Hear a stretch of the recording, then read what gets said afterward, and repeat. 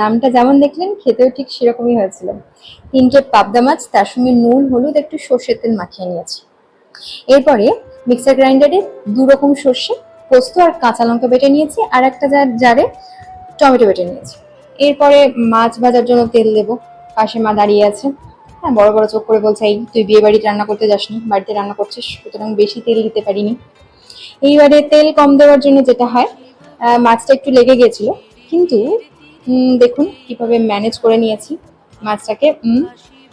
মাছ দিলাম, এরপরে দারুণ সাইজের মাছ।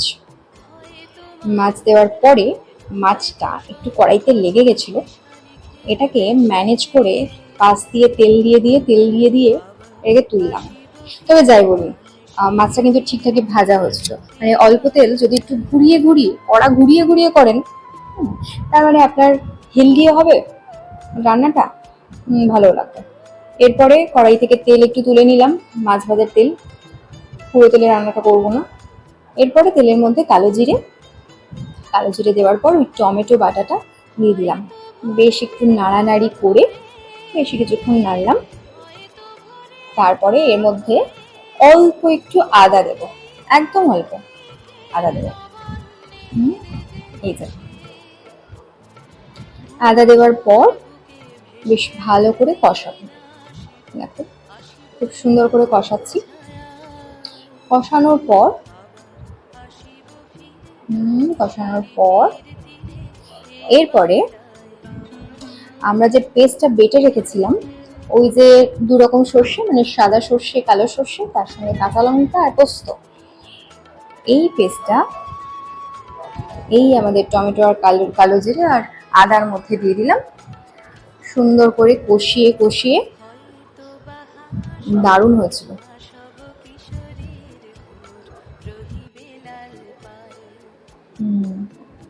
বেশ একটু কষিয়ে জিনিসটা একটু কালো হয়ে যাবে, চারিদিক দিয়ে তেল বেরিয়ে যাবে।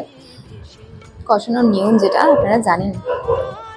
বেশ সুন্দর করে কষানোর পর দেখুন একটু কালো কালো হয়ে গেছে।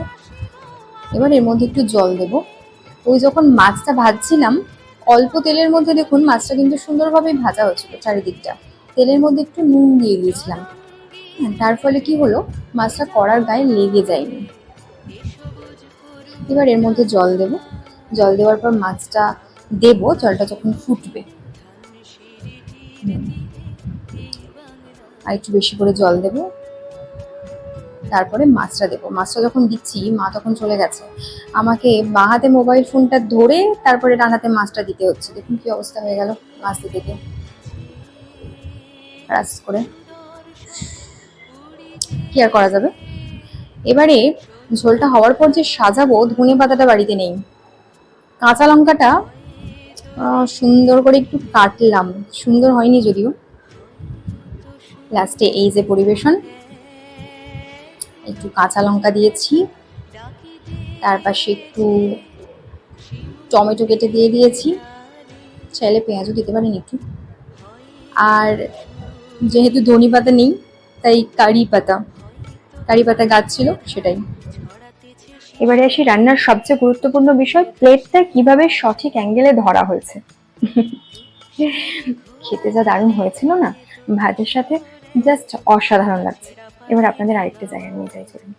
আমার ছোট্ট ব্যালকানিতে ছোট্ট একটা ফুল হয়েছে, গোলাপ। কি মিষ্টি কালারটা দেখুন, একদম পিঙ্ক, প্রপার পিঙ্ক। আর এর পাশেই দেখুন সাদা রঙের সুন্দর একটা গোলাপ ফুটেছিল, ঝড়ে ওটা ভেঙে গেছিল।